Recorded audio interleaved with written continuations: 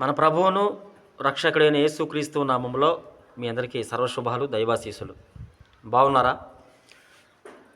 బైబిల్లో నుండి ఒక మంచి మాట అనేటటువంటి వీడియోలు ప్రారంభం అవుతూ ఉన్నాయి. ఇది రెండో వీడియోనండి. ఇందులో మరి బైబిల్ గ్రంథంలో ఒక మంచి మాట చూసుకుందామా.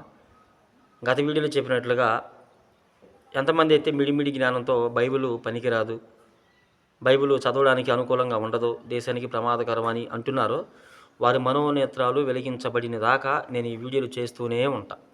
వారు మారు మనసు పొందాలి, బైబిల్ గొప్పతనం తెలుసుకోవాలి, దేవుని గొప్పతనం తెలుసుకోవాలి, బైబిల్ దేవుని గురించి అసలు ఏం చెప్పిందో నేను చెప్తానే ఉంటా. ఈరోజు ఒక మంచి మాట ఏంటంటే బైబిల్ గ్రంథంలో దేవుని యొక్క తగ్గింపు ఒక వచనం చూసుకొని మనం ముందుకు వెళ్ళిపోతాం. ఫిలిప్పీయులకు రాసిన పత్రిక 2వ అధ్యాయం 8వ వచనంలో ఉంటుందండి. ఏమనంటే, ఆయన శిలువ మరణము పొందినంతగా తనను తాను తగ్గించుకొని విధేయత చూపాడంట తండ్రి అయిన దేవునికి. ఎందుకు ఈ శిలువ మరణం పొందవలసి వచ్చింది అంటే మీ అందరికీ తెలుసు.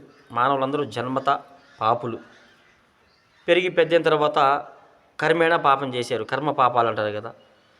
వీటన్నిటిని తన రక్తంలోనే కడిగి వేయాలని ఆదిలోనే తను ఉద్దేశించి తను భూమి మీదకి తగ్గించుకొని వచ్చాడు. ఎలా వచ్చాడు అంటే తన దైవత్వాన్ని, తన మహిమను, దేవునితో సమానతత్వాన్ని ఏమండి ఇవన్నీ కూడా వదిలిపెట్టి తాను శ్రీమంతుడే ఉండి మన నిమిత్తము దరిద్రతను అనుభవించాడంట. కొరింథీయులకు రాసిన పత్రికలో ఆ మాటలు స్పష్టంగా ఉంటాయి. ఏమండి ఎంతగా పొందాడు, ఎంతగా తగ్గించుకున్నాడంటే ఈ ఫిలిప్పీయులకు రాసిన పత్రిక 2:8 చెప్పినట్లుగా శిలువ మరణము పొందునంతగా తండ్రికి విధేయత చూపి తగ్గించుకొని ఈ లోకానికి వచ్చాడు.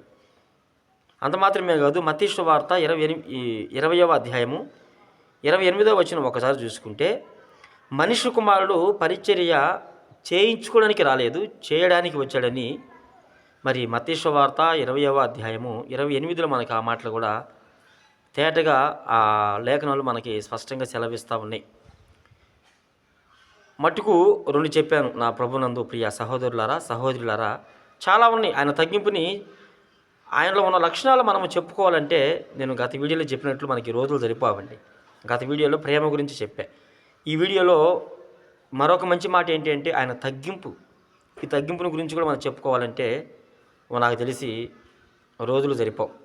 మన జీవితాంతం మనకి జీవితాంతము మనకి చెప్పుకుంటూనే ఉండాల్సి వస్తుంది. ఎందుకంటే అంతగా ఆయన తగ్గించుకొని ఆయన కొట్టారు, సెలువుకి ఎక్కించారు, పిడిగుద్దులు గుద్దారు, గడ్డం మీద ఎంటికలు పట్టుకొని లాగారు.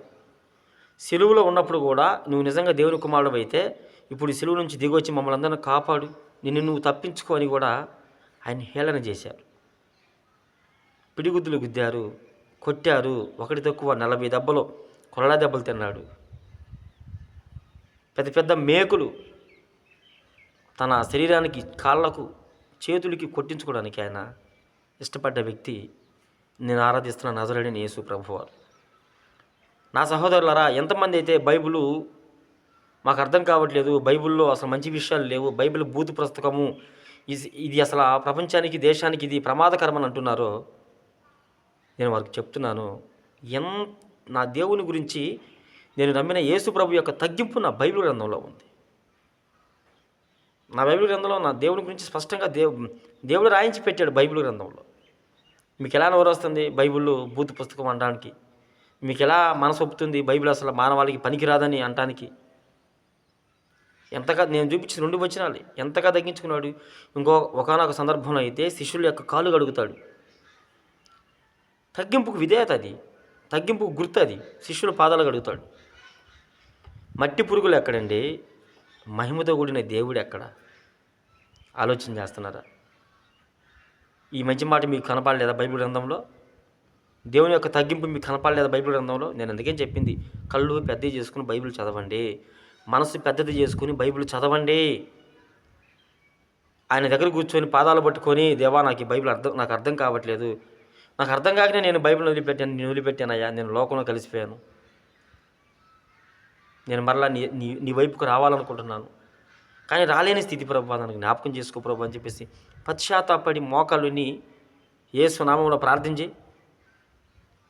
నీకు అర్థమైనంత రీతిగా దేవుడు తనను తాను ప్రత్యక్షపరచుకొని తన తగ్గింపు ఏంటో నీకు ఇంకా అవగాహన తీసుకొస్తాడు ఆయన.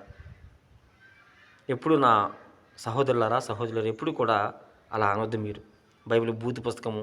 రాత్రి కూడా ఒక వీడియో చూసానండి, చాలా అసహ్యకరంగా బైబిల్లో ఉన్న పరమగీతం అలా ఉంది ఎలా ఉందని చెప్పేసి అసహ్యకరంగా మాట్లాడుతూ ఉన్నారు. బైబిల్ గ్రంథంలో కొన్ని వచనాలు కొన్ని మాటలు ఉపమానార్థంగా చెప్పబడ్డాయి, అలంకార భాషలో చెప్పబడ్డాయి. ఉన్నదే ఉన్నట్లుగా మనం అర్థం చేసుకోవడానికి వీలు లేదు. అన్నీ కాదు, కొన్నే. అలా అని చెప్పేసి మీకు అర్థం కాలేదని చెప్పేసి బైబిల్ పూర్తిగా బూతు పుస్తకం అని మీరు నిర్ధారణ చేయడానికి మీరెవరు? ఇది కరెక్ట్ కాదు, మీరు పద్ధతి మార్చుకోవాలి. నా సహోదరులారా ఇప్పుడు చిన్నోడు పెద్దోడు కూడా యూట్యూబ్ పెట్టాడు, వాడికి ఏమర్థమైందో నాకు అర్థం కావట్లా. యూట్యూబ్లో పెట్టారు, అమాయకమైన హిందూ సహోదరులను మోసం చేస్తూ మేము సనాతన ధర్మం కోసం పోరాడుతున్నాము, మీరు మాకు సపోర్ట్ చేయండి అని చెప్పేసి బైబిల్ ఒకటి పట్టుకొని, ఏముందండి బైబిల్ 66 పుస్తకాలు కదా, ఒక నెల ఒక 10 రోజులు కూర్చుంటే చదివేయచ్చు. వాడికి అర్థం కాదు ఒకటి తీసుకుంటాడు, ఈ వచ్చిన ఎలా ఉంది ఏంది ఎలా ఉంది ఏంది, ఇది ఎంత బూతుంది. తప్పు చేసింది భక్తులైతే దేవునికి రుద్దుతున్నారు, ఇది ఎలా పరిశుద్ధ గ్రంథం అయితేని అంటే వారి నోటికి వచ్చేట్లు వాళ్ళు మాట్లాడుతూ ఉన్నారు. ఇది కరెక్ట్ కాదు. నా హైందవ సహోదరులు కావచ్చు, ఇంకెవరైనా కావచ్చు, మీరు మా సహోదరులు, మీకు అర్థం కాకపోతే దేవుని అడగండి, మీ కొరకు మేము ప్రార్థన చేస్తున్నాం అంటే.